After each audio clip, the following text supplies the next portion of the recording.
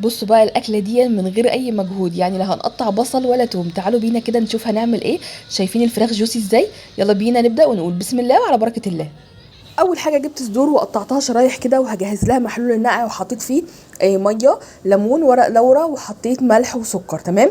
بعد كده بنقعه فيها لمده نص ساعه كده وبشيلها، وهجهز التتبيله بتاعتها. التتبيله بقى بتاعتها سهله جدا. جبت شويه ميه، حطيت عليهم شويه دبس رمان، بعد كده حطيت عليهم ملح وفلفل وبهارات فراخ وبودره ثوم وبودره بصل وشويه قرفه صغيرين وشويه بابريكا وسماق.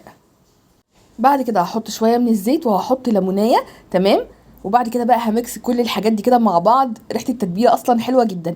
بعد كده هبدا ان انا اتبل فيها الفراخ وهسيبها منقوعه فيها نص ساعه كده، يعني مش هكتر عن كده لان الصراحه هي بتتبل بسرعه علشان متقطعه شرايح رفيعه. دلوقتي بقى هعمل معاكم الرز الاصفر من غير لا بصل ولا اي حاجه خالص.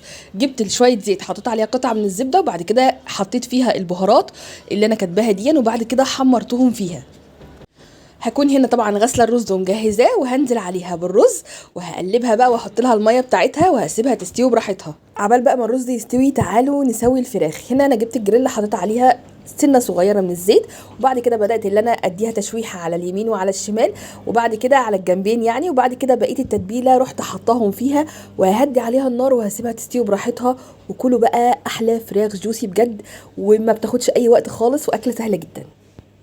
عايزاكم بقى كده تجربوها وتكتبوا لي في الكومنتات رايكم فيها ايه، واهم حاجه اهم حاجه تكتبوا لي بتتابعوني منين، وما تنسوش لو وصلتوا لهنا تصلوا على النبي وتتابعوني. منوعات ساره جمال. باي باي حلوين.